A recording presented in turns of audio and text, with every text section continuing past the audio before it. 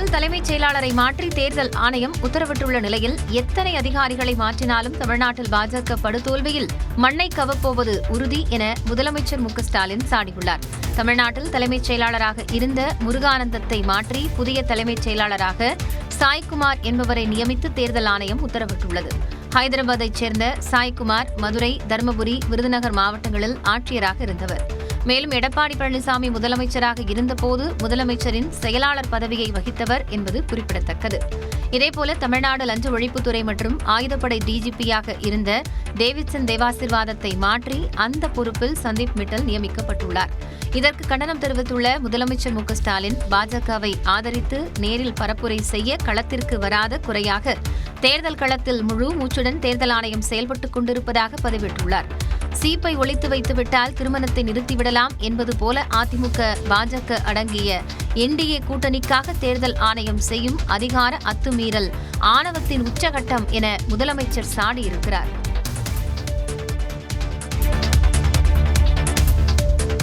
எந்த பிரச்சனையிலும் தமிழ்நாடு பக்கம் நிற்காதவர் எடப்பாடி பழனிசாமி என்று முதலமைச்சர் மு.க.ஸ்டாலின் குற்றம் சாட்டியுள்ளார். திருவண்ணாமலையில் திமுக மற்றும் கூட்டணி கட்சிகளின் வேட்பாளர்களை ஆதரித்து முதலமைச்சர் மு.க.ஸ்டாலின் பரப்புரை மேற்கொண்டார். அப்போது பேசியவர் திமுக அரசின் திட்டங்களை பட்டியலிட்டார். மேலும் 100 நாள் வேலை திட்டத்தை குறிப்பிட்டு பாஜக அரசு விமர்சித்தார்.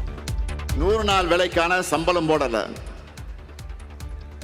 புதுசா வேலை தர்றதையும் நிப்பாட்டிட்டு அதோடு நிறுத்திட்டாங்க. 100 நாள் வேலையை ஒழுங்கா தராம இருக்கக்கூடிய பாஜக அரசு இப்போ 200 நாள் வேலை கொடுத்து அப்படியே அறுத்து தள்ளிடுவாங்களாம். தொடர்ந்து பேசிய முதலமைச்சர் எடப்பாடி பழனிசாமியையும் கடுமையாக சாடினார். பழனிசாமி அவர்களே, மனசாட்சியை தொட்டு சொல்லுங்க.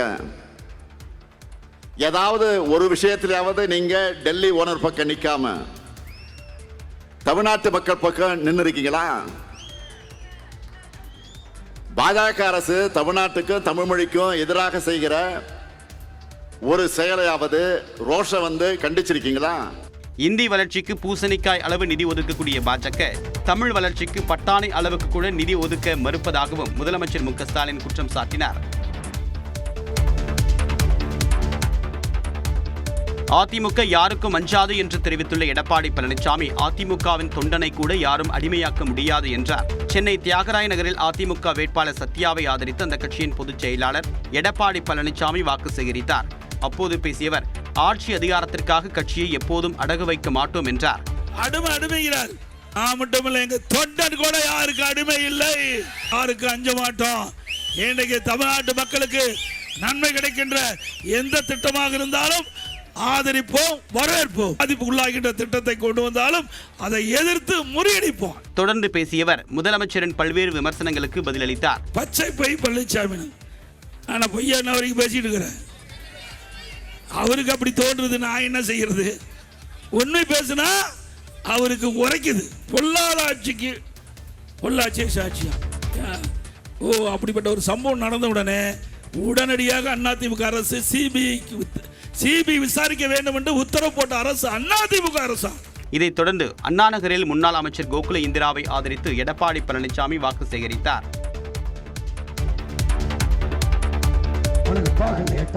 என்ன வேணாலும் வாங்க, இந்த முதலமைச்சர் பதவி வேணும் கொடுத்துறீங்களா? திமுக வாக்குறுதி அளித்துள்ள இல்லத்தரசிகளுக்கான கூப்பன் திட்டத்தை சீமான் விமர்சித்த காட்சிகள் தான் இது. சென்னை ஆலந்தூர் தொகுதிக்குட்பட்ட பகுதிகளில் நாம் தமிழர் கட்சி வேட்பாளர் மகாலட்சுமியை ஆதரித்து சீமான் பரப்புரை மேற்கொண்டார். மக்கள் மத்தியில் பேசிய அவர் மற்ற கட்சிகள் இலவசங்களை வாக்குறுதிகளாக அறிவித்திருப்பதை கடுமையாக சாடினார். நான் குடும்ப தலைவிக்கு மாசம் 5000 தரேன்னு சொல்ல முடியாதா? இல்ல ஒவ்வொரு பெண்ணுக்கும், ஒவ்வொரு குடும்பத்துக்கும், ஒவ்வொரு பெண்ணுக்கும் ஒவ்வொரு கிலோ தங்கம் தாரேன் சொல்றேன். நான் 6 சிலிண்டர், நான் 60 சிலிண்டர் தாரேன் உனக்கு. 60 அண்ணா ஒரு நீ சூப்பர் 6 இல்ல, அண்ணா ஒரு நீ சூப்பர் 60. உயிரா நான் கத்திட்டு கிடப்பேன். என்னை பார்க்கறதில்ல. 1000 ரூபாய் கொடுத்தாலும் உனக்கு ஓட்டை போட்டு எங்களை ஓட்டில் போட்டு விட்டுருவது. ஐத்திங்க நீங்க இவர் எங்களை அப்படி உச்சந்தில் நின்று கத்த விட்ட பாவம் இருக்குல்ல, உங்களை சும்மா விடாது. தொடர்ந்து பேசியவர் தாவேக தொண்டர்களை விமர்சித்தார். மம்முட்டி கிட்ட கேட்கிறாங்க, நீங்க ஏன் கட்சி ஆரம்பிக்கலன்னு என்ன சொல்லியிருப்பாருன்னு நினைக்கிறேன். எங்க மக்கள் தங்கள் தலைவர்களை தேட்டரில் தேடுறதில்லை, திரையரங்கில் தேடுறதில்லைன்னு போயிட்டாங்க. நீ தேட்டரை தவிர எங்கேயும் தேடுறதில்லை. அங்க விசில் அடிச்சா இப்ப தெருவில் அடிச்சுட்டு தெரியல. நாம் தமிழர் கட்சி ஆட்சிக்கு வந்தால் ஊழல் முற்றிலுமாக ஒழிக்கப்படும் என்றும் சீமான் உறுதியளித்தார்.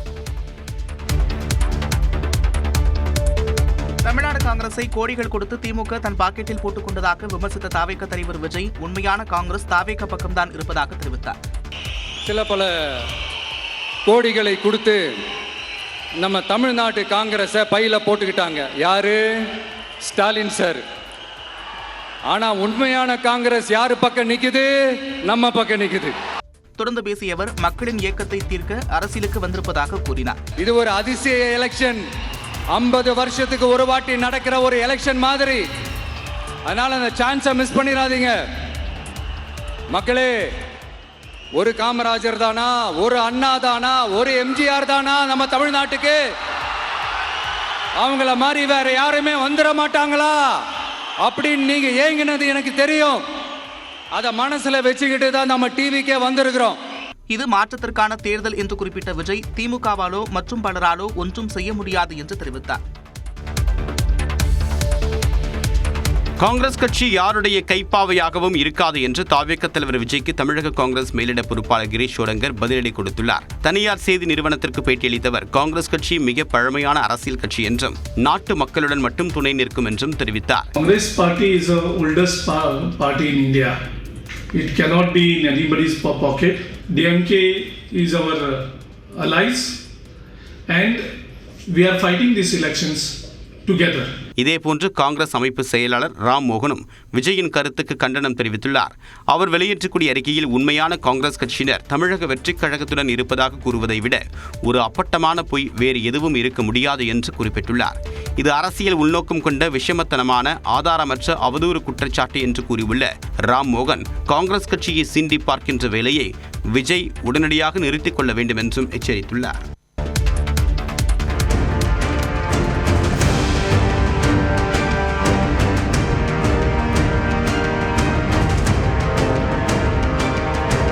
தூத்துக்குடியில் விஜயின் பரப்புரை வாகனத்தை பின்தொடர்ந்த தொண்டரை பவுன்சர்கள் தள்ளிவிட்டதில் அவர் கீழே விழுந்த காட்சிதான் இது.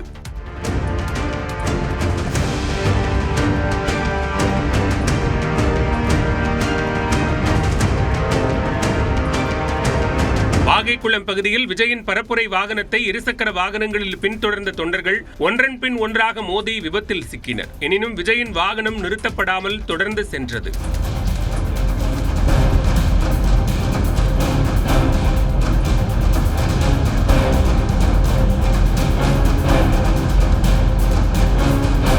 விஜயின் வருகையால் நெல்லை வண்ணாரப்பேட்டை பகுதியில் கடும் போக்குவரத்து நெரிசல் ஏற்பட்டது. அப்போது சாலையை கடக்க முயன்ற பெட்ரோல் பங்க் ஊழியர் அரசு பேருந்து சக்கரத்தில் சிக்கி படுகாயமடைந்தார்.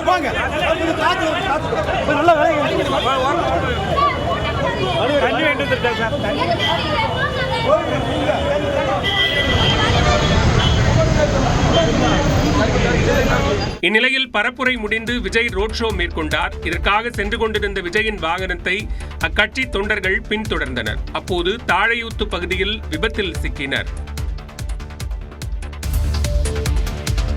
இளைஞர்கள் ரொம்ப ஜாகிரதை. அவங்க ஏதோ அடிப்பட்டு அவங்கள அவங்க தான் வந்து ஜாகிரதை. நடிகர்களின் வாகனங்களை பின்தொடர்ந்து சென்று ரசிகர்கள் கீழே விழுந்து காயமடைவது, உயிரிழப்பது தொடர்பாக பேசிய நடிகர் ரஜினிகாந்த் இவ்வாறு கூறினார். சென்னை விமான நிலையத்தில் செய்தியாளர்களை சந்தித்த ரஜினிகாந்த், இளைஞர்கள்தான் கவனமாக இருக்க வேண்டும் என கூறினார். எந்தவித போதை பழக்கத்திற்கும் அடிமையாக கூடாது என்றும் அவர் அறிவுரை வழங்கினார். குடிப்பழக்கத்துக்கு கஞ்சா இதெல்லாம் வந்து தயவு செய்தியில வந்து நீங்க அடிமையாகாதீங்க. அது பண்ண அவங்க வாழ்க்கையே கெட்டு போயிடும். அது நீங்க மட்டும் இல்லை, உங்க சம்பந்தப்பட்ட தாய், தந்தை, பிரதர்ஸ், குடும்பம் எல்லாரையும் வாழ்க்கையை நீங்க மறக்க மாட்டேங்குது. ஸோ அதுல மட்டும் நீங்க வந்து யாராவது அப்படி உங்க நண்பர் கிடைச்சா அந்த நண்பர்கள் கிட்ட அவங்க கிட்ட வந்து கிட்ட கூட போகாது. அடுத்த திரைப்படங்கள் தொடர்பான அப்டேட்டையும் அவர் வழங்கினார். ஆக்சுவலி ஆகஸ்ட் இது ஜெயிலர் வந்து இன்னொரு 2-3 days ஷூட்டிங் இருக்கு. அந்த 50 சொன்னாங்க. ஜனநாயகன் திரைப்படத்தின் சென்சார் விவகாரம் குறித்து அவர் எந்த பதிலும் அளிக்கவில்லை. புதுச்சேரி, கேரளா மற்றும் அசாமில் சட்டமன்ற தேர்தல் வாக்குப்பதிவு விறுவிறுப்பாக நடைபெற்று வருகிறது. புதுச்சேரி சட்டப்பேரவை தேர்தல் காலை 7 மணிக்கு தொடங்கி விறுவிறுப்பாக நடைபெற்று வருகிறது. புதுச்சேரி யூனியன் பிரதேசத்தில் உள்ள 30 சட்டமன்ற தொகுதிகளுக்கும் ஒரே கட்டமாக தேர்தல் நடத்தப்படுகிறது. இதில் ஆளும் என்ஆர் காங்கிரஸ், பாஜக, அதிமுக அங்கம் வகிக்கும் தேசிய ஜனநாயக கூட்டணிக்கும் திமுக, காங்கிரஸ் அடங்கிய மதச்சார்பற்ற முற்போக்கு கூட்டணிக்கும் நேரடி போட்டி நிலவுகிறது. மேலும் சீமானின் நாம் தமிழர், விஜயின் தமிழக வெற்றிக் கழகம் களத்தில் உள்ளன. 30 சட்டமன்ற தொகுதிகளில் மொத்தம் 294 வேட்பாளர்கள் போட்டியிடும் நிலையில் 9,50,630 பேர் வாக்களிக்கின்றனர். புதுச்சேரி முழுவதும் 1099 வாக்குச்சாவடிகள் அமைக்கப்பட்டுள்ள நிலையில் காலை 7 மணி முதல் பொதுமக்கள் நீண்ட வரிசையில் காத்திருந்து ஆர்வத்துடன் வாக்களித்து வருகின்றனர்.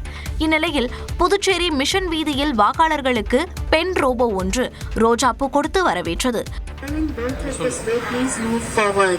வாக்குச்சாவடி இந்த வழி, தயவு செய்து முன்னே செல்லுங்கள். Hello, welcome to the polling station. Puducherry மாவட்ட ஆட்சியர் குலத்தொங்கன் அன்னை தெரசா சுங்கச்சாவடி மையத்தில் தனது ஜனநாயக கடமையாற்றினார். மாலை 6 மணி வரை வாக்குப்பதிவு நடைபெறும் நிலையில் அனைத்து வாக்குச்சாவடிகளிலும் பொதுமக்கள் நீண்ட வரிசையில் காத்திருந்து வாக்களித்தனர்.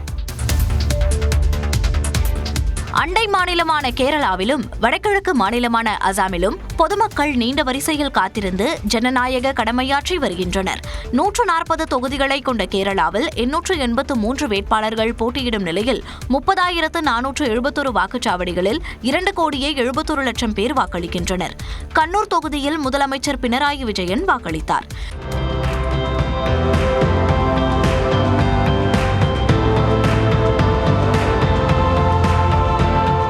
கேரளாவின் குருவாயூரில் மத்திய இணையமைச்சர் சுரேஷ் கோபி வாக்கு செலுத்தினார்.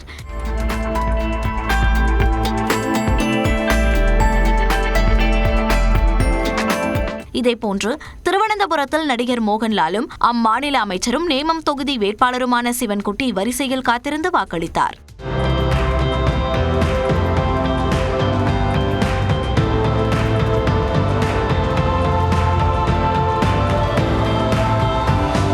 அசாமை பொறுத்தவரை 126 தொகுதிகளுக்கும் ஒரே கட்டமாக வாக்குப்பதிவு நடைபெற்று வருகிறது. 722 வேட்பாளர்கள் களத்தில் உள்ள நிலையில் காலை 7 மணி முதலே இளைஞர்கள், முதியவர்கள் என அனைத்து தரப்பினரும் ஆர்வத்துடன் தங்கள் ஜனநாயக கடமையாற்றி வருகின்றனர். மாலை 6 மணி வரை வாக்குப்பதிவு நடைபெறவுள்ள நிலையில் அனைத்து தரப்பினரும் தவறாது வாக்களிக்க வேண்டும் என பிரதமர் மோடி கோரிக்கை விடுத்துள்ளார். தொடர்ந்து இறங்குமுகமாக இருந்த தங்கத்தின் விலை சவரனுக்கு 2,720 ரூபாய் அதிகரித்துள்ளது. ஈரான் போர் நிறுத்தத்தின் எதிரொலியாக தங்கம் விலை உயர்ந்துள்ளது. 1 கிராம் தங்கத்தின் விலை 340 ரூபாய் உயர்ந்து 14,200 ரூபாய்க்கு விற்பனை செய்யப்படுகிறது. 1 சவரன் தங்கத்தின் விலை ஒரே நாளில் 2,720 ரூபாய் அதிகரித்து 1,13,600 ரூபாய்க்கு விற்பனையாகிறது. வெள்ளி விலை கிராமுக்கு 10 ரூபாய் உயர்ந்து 265 ரூபாய்க்கு விற்கப்படுகிறது. 1 கிலோ வெள்ளியின் விலை 10,000 ரூபாய் உயர்ந்து 2,65,000 ரூபாய்க்கு விற்பனை செய்யப்படுகிறது. இந்திய பங்குச்சந்தை குறியீட்டு எண்ணான நிப்டி வர்த்தக நேர முடிவில் 874 புள்ளிகள் உயர்ந்து 23,997 இருந்தது. மும்பை பங்குச்சந்தை குறியீட்டெண்ணான சென்செக்ஸ் 2,946 புள்ளிகள் உயர்ந்து 77,563 வர்த்தகமானது. பங்குகளின் மதிப்பு சுமார் 17 லட்சம் கோடி ரூபாய் உயர்ந்த நிலையில் மும்பை பங்குச்சந்தையில் பட்டியலிடப்பட்டுள்ள நிறுவனங்களின் மொத்த மூலதனம் 445 லட்சம் கோடியாக உயர்ந்துள்ளது. டாலருக்கு நிகரான இந்திய ரூபாயின் மதிப்பு 47 பைசா உயர்ந்து 92 ரூபாய் 50 பைசாவாக உள்ளது. தமிழ்நாட்டில் கோடை வெயிலின் தாக்கம் மெல்ல மெல்ல அதிகரித்து வரும் நிலையில் நேற்று மட்டும் 7 இடங்களில் வெயில் சதமடித்துள்ளது. தமிழகத்தில் எல் நினோவின் தாக்கத்தால் நடப்பாண்டு வெயிலின் தாக்கம் சற்று அதிகமாகவே இருக்கும் என கணிக்கப்பட்டுள்ளது. அந்த வகையில் மார்ச் முதல் வாரத்திலேயே தமிழ்நாட்டின் சில இடங்களில் வெயில் 100 டிகிரி ஃபாரன்ஹீட்டை தொட ஆரம்பித்துள்ளது.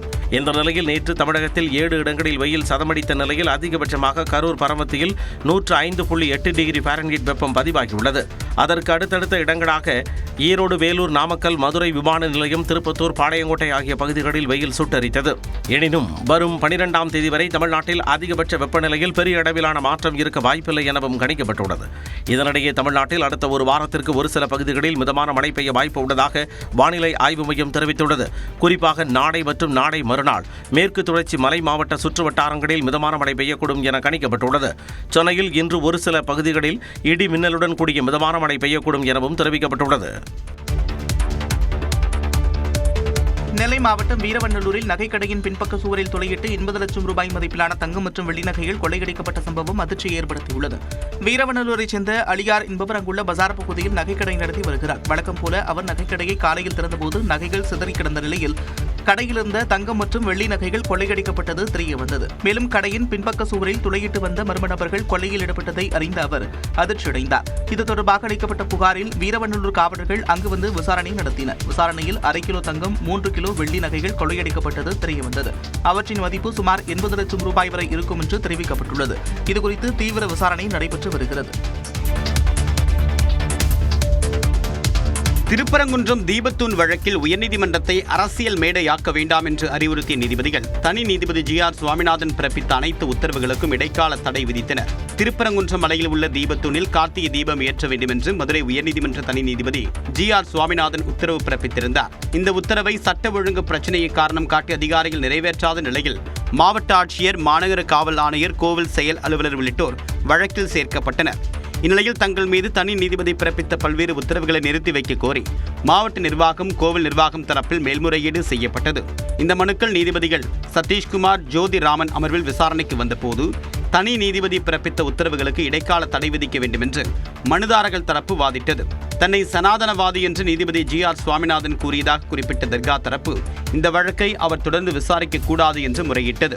அதே நேரம் நீதிமன்ற அவமதிப்பு நடவடிக்கை எடுக்க கோரிய மனுவை தனி நீதிபதி விசாரிக்க எந்தவிதமான தடையும் இல்லை என்று ராம ரவிக்குமார் தரப்பு வழக்கறிஞர் வாதிட்டார். அனைத்து தரப்பு வாதங்களையும் கேட்ட நீதிபதிகள் உயர்நீதிமன்றத்தை அரசியல் மேடையாக்க வேண்டாம் என்று வலியுறுத்தினர். மக்களின் மத உணர்வுகளை பாதிக்கக்கூடிய விஷயத்தை கவனமாக கையாள வேண்டும் என்று கூறிய நீதிபதிகள் தனி நீதிபதி பிறப்பித்த பல்வேறு உத்தரவுகளுக்கு இடைக்கால தடை விதித்து வழக்கை ஜூன் 4ஆம் தேதிக்கு ஒத்திவைத்தனர். தென்காசி மாவட்டம் ஆலங்குளம் அருகே பனை தொழிலாளி மீது துப்பாக்கிச்சூடு நடத்தப்பட்ட சம்பவத்தில் 3 காவலர்கள் மீது வழக்கு பதிவு செய்யப்பட்டுள்ளது. மருதம்புத்தூர் கிராமத்தில் காவலர்கள் சோதனை நடத்திய போது பனையில் இருந்து கள் இறக்கியதாக காவலர்கள் மற்றும் அந்த பகுதியைச் சேர்ந்த சிலருக்கிடையே வாக்குவாதம் ஏற்பட்டது. வாக்குவாதம் கைகலப்பாக மாறிய நிலையில் தற்காப்புக்காக உதவி ஆய்வாளர் இசக்கிராஜா என்பவர் மணிகண்டன் என்பவரை காலில் சுட்டுப்பிடித்ததாக கூறப்படுகிறது. இதற்கு எதிர்ப்புகள் வந்துள்ள நிலையில் மணிகண்டனின் அண்ணன் மகன் அளித்த புகாரின் பேரில் உதவி காவல் ஆய்வாளர் இசக்கிராஜா உட்பட 3 காவலர்கள் மீது ஆலங்குளம் காவல் நிலையத்தில் வழக்கு பதிவு செய்யப்பட்டுள்ளது. இந்நிலையில் துப்பாக்கிச்சூடு சம்பவத்திற்கு அதிமுக பொதுச் செயலாளர் எடப்பாடி பழனிசாமி கண்டனம் தெரிவித்துள்ளார். இந்த சம்பவம் தமிழ்நாடு முழுவதும் பனைமரம் ஏறும் தொழிலாளர்களிடையே பீதியையும் அச்சத்தையும் ஏற்படுத்தியுள்ளதாகவும் தேர்தல் நேரத்திலும் எவ்வித கட்டுப்பாடும் இல்லாமல் திமுக அரசின் காவல்துறை தொடர்ந்து ஏவல் துறையாக செயல்படுவது கண்டிக்கத்தக்கது என்றும் எடப்பாடி பழனிசாமி தனது எக்ஸ் பக்கத்தில் பதிவிட்டுள்ளார். ஈரான் அமெரிக்கா இடையிலான போர் நிறுத்தத்தில் பாகிஸ்தானின் பங்கு பிரதமர் நரேந்திர மோடிக்கு கடுமையான பின்னடைவு என்று காங்கிரஸ் விமர்சித்துள்ளது. பிரதமர் நரேந்திர மோடியின் வெளியுறவு கொள்கை தொடர்பாக கடுமையாக விமர்சித்து காங்கிரஸ் செய்தி தொடர்பாளர் ஜெய்ராம் ரமேஷ் தனது எக்ஸ் பக்கத்தில் பதிவிட்டுள்ளார். அதில் காசாவில் இஸ்ரேல் நடத்திய இனப்படுகொலை மற்றும் மோசமான வெளியுறவு கொள்கையின் மூலம் மேற்கு கரையை ஆக்கிரமித்தது குறித்து பிரதமர் நரேந்திர மோடி எதுவும் கூறவில்லை என்று குறிப்பிட்டுள்ளார். மேலும் ஈரான் போர் நிறுத்தத்தில் பாகிஸ்தானின் பங்கு குறித்து குறிப்பிட்டுள்ள அவர் தீவிரவாதத்திற்கு துணை போவதாக கூறி பாகிஸ்தானை தொடர்ந்து தனிமைப்படுத்தும் மத்திய அரசின் கொள்கை தோல்வியடைந்திருப்பது வெளிப்படையாக உள்ளதாக தெரிவித்துள்ளார். வெளிநாட்டு நன்கொடையாளர்களை முழுவதுமாக நம்பியும் திவாலான பொருளாதாரத்தை கொண்டும் பல வகையில் உருகுலைந்திருக்கும் பாகிஸ்தான் ஈரான் போரில் இத்தகைய பங்காற்றியிருப்பது பிரதமர் நரேந்திர மோடியின் கொள்கை மற்றும் யுக்திகளை கேள்விக்குள்ளாக்கியிருப்பதாக குறிப்பிட்டுள்ளார். 2025ஆம் ஆண்டு மே 10ஆம் தேதி ஆபரேஷன் சிந்தூர் ஏன் பாதியில் நிறுத்தப்பட்டது என பிரதமர் நரேந்திர மோடியும் மத்திய அரசும் விளக்கமளிக்காமல் இருந்த நிலையில் அதுகுறித்து அமெரிக்கா தான் முதலில் அறிவித்தது என்றும் அதற்கு தாம் தான் காரணம் என ட்ரம்ப் 100 முறைக்கு மேல் கூறிவிட்டார் என்றும் பதிவிட்டுள்ளார். இஸ்ரேல் மட்டுமின்றி வெள்ளை மாளிகையில் உள்ள தனது நண்பரின் இழிவான பேச்சுக்கும் பிரதமர் நரேந்திர மோடி பதிலளிக்காமல் அமைதியாக இருப்பதாகவும் தெரிவித்துள்ளார். தலைமை தேர்தல் ஆணையர் மீதான பதவி நீக்க தீர்மானத்தை கண்டு அரசு அஞ்சுவது ஏன் என இந்தியா கூட்டணி தலைவர்கள் கேள்வி எழுப்பியுள்ளனர். மேற்கு வங்கத்தில் 91 லட்சம் வாக்காளர்கள் நீக்கம் தொடர்பாக திரிணாமுல் காங்கிரஸ் கட்சியினர் தேர்தல் ஆணையர் ஞானேஷ்குமாரை சந்திக்க சென்றனர். கூட்டம் தொடங்கிய 7 நிமிடங்களில் தேர்தல் ஆணையர் தங்களை வெளியேறச் சொன்னதாக Trinamool Congress MP Derek O'Brien குற்றம் சாட்டினார். This is what the chief election commissioner told the Trinamool Congress delegation. Get lost का हिंदी क्या होता है? निकल जाओ यहाँ से. இவரின் குற்றச்சாட்டுகளை மறுத்துள்ள தேர்தல் ஆணையம் திரிணாமுல் காங்கிரஸ் தலைவர்கள் தேர்தல் ஆணையரை நோக்கி கத்தியதாக விளக்கம் அளித்துள்ளது. இந்நிலையில் தலைமை தேர்தல் ஆணையம் நேர்மையாக இயங்கவில்லை என இந்தியா கூட்டணி தலைவர்கள் தெரிவித்துள்ளனர். इस सब को देखने के बाद इसमें प्रक्रिया में सबसे बड़ा योगदान 2 चीजों का होना चाहिए. पहले उस न्यायिक समिति का தலைமை தேர்தல் ஆணையர் மீதான பதவி நீக்க தீர்மானத்திற்கு பதிலளிக்காமல் நிராகரிக்கப்பட்டிருப்பதாகவும் அபிஷேக் சிங்வி குற்றம் சாட்டினார். வங்கிகளுக்கு ரிசர்வ் வங்கி வழங்கும் குறுகிய கால கடன்களுக்கான வட்டி விகிதமான ரெப்போ ரேட் எந்த மாற்றமும் இன்றி 5.25% தொடரும் என்று அறிவிக்கப்பட்டுள்ளது. ரிசர்வ் வங்கியின் நிதிக் கொள்கை கூட்டம் ஏப்ரல் 6 முதல் 3 நாட்களுக்கு நடைபெற்றது. இதில் எடுக்கப்பட்ட முடிவுகள் குறித்து ரிசர்வ் வங்கி ஆளுநர் சஞ்சய் மல்ஹோத்ரா விளக்கமளித்தார். அப்போது ரெப்போ வட்டி விகிதத்தில் மாற்றமில்லை என்று அறிவித்தார். After a detailed assessment of the evolving macroeconomic and financial developments and the outlook, the MPC voted unanimously to keep the policy repo rate unchanged. Iran போரினால் ஹோர்முஸ் நீரிணையில் ஏற்பட்டுள்ள இடையூறுகளால் நாட்டின் ஜிடிபி வளர்ச்சியில் பாதிப்பு ஏற்படக்கூடும் என்றும் அவர் தெரிவித்தார். The government has, however, been proactive in ensuring supply of inputs across critical sectors to minimize the impact of supply chain disruptions. சர்வதேச காரணிகள் அனைத்தையும் கருத்தில் கொண்டு நாட்டின் உள்நாட்டு உற்பத்தியின் வளர்ச்சி நடப்பாண்டு 6.9% கணிக்கப்பட்டுள்ளதாகவும் அவர் தெரிவித்தார். ஐபிஎல்லில் நேற்று நடைபெற்ற போட்டியில் ஒரு ரன் வித்தியாசத்தில் டெல்லியை வீழ்த்தி குஜராத் அணி த்ரில் வெற்றியை பதிவு செய்துள்ளது. டெல்லி அருண்ஜேட்லி மைதானத்தில் நடைபெற்ற தொடரின் 14வது லீக் ஆட்டத்தில் குஜராத் அணி முதலில் பேட்டிங் செய்தது. கேப்டன் சுப்மன் கில் 45 பந்துகளில் 70 ரன்கள் குவித்த நிலையில் ஜாஸ் பட்லர் 27 பந்துகளில் 52 ரன்களும், தமிழ்நாட்டை சேர்ந்த வாஷிங்டன் சுந்தர் 32 பந்துகளில் 55 ரன்களும் விளாசினர். இதன் மூலமாக குஜராத் டைட்டன்ஸ் 20 ஓவர்கள் முடிவில் 4 விக்கெட் இழப்பிற்கு 210 ரன்கள் என்ற வலுவான ஸ்கோரை எட்டியது. அதனையடுத்து களம் கண்ட அக்ஷர் பட்டேல் தலைமையிலான டெல்லி அணியில் பொறுப்பான ஆட்டத்தை வெளிப்படுத்திய KL ராகுல் 52 பந்துகளில் 92 ரன்கள் குவித்து வெளியேறினார். ஒருபுறம் விக்கெட்டுகள் சரிந்தாலும் இலக்கை நோக்கி டெல்லி அணி வேகமாக முன்னேறிய நிலையில் கடைசி ஓவரில் 13 ரன்கள் தேவைப்பட்டன. கடைசி ஓவரை பிரசித் கிருஷ்ணா வீசிய நிலையில் முதல் 4 பந்துகளில் 11 ரன்கள் எடுக்கப்பட்டன. 5வது பந்தில் சிங்கிள் ஓட வாய்ப்பிருந்தும் அதனை மறுத்த டேவிட் மில்லர் ஸ்ட்ரைக்கை தக்க வைத்துக் கொண்டார். கடைசி பந்தில் வெற்றிக்கு 2 ரன்கள் தேவைப்பட்ட நிலையில் மில்லரால் அதை அடிக்க முடியாததால் ஒரு ரன் வித்தியாசத்தில் குஜராத் அணி த்ரில் வெற்றியை பெற்றது. 4 ஓவர்கள் பந்து வீசி 17 ரன்களை மட்டுமே விட்டுக் கொடுத்து 3 விக்கெட்டுகள் கைப்பற்றிய குஜராத் வீரர் ரஷீத் கான் ஆட்ட நாயகனாக தேர்வு செய்யப்பட்டார். IPL வரலாற்றில் ஒரு ரன் வித்தியாசத்தில் முடிவுகள் கிடைத்த 16வது போட்டியாக நேற்றைய ஆட்டம் அமைந்தது.